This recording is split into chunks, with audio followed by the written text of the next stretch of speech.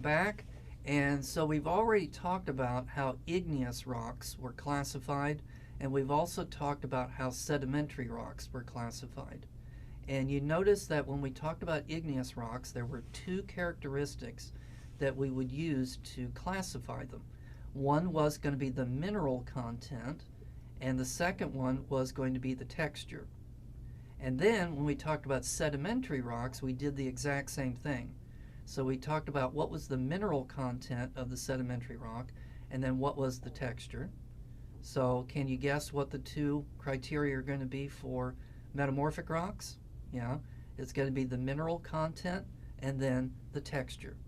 So let's first talk about the mineral content of a metamorphic rock. So this chart shows you what different kinds of minerals turn into when you subject them to heat, pressure, and or hot fluids.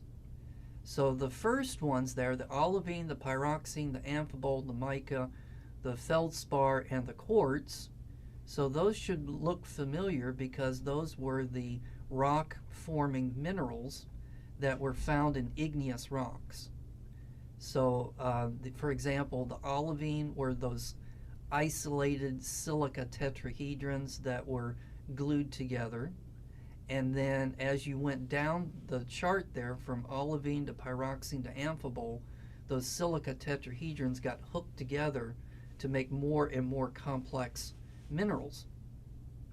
So those were the ones that were found in igneous rocks. Then you might recognize calcite and kaolinite because those were two minerals that you tended to find in sedimentary rocks. Okay, so what happens to them when you subject them to heat, pressure, and hot fluids?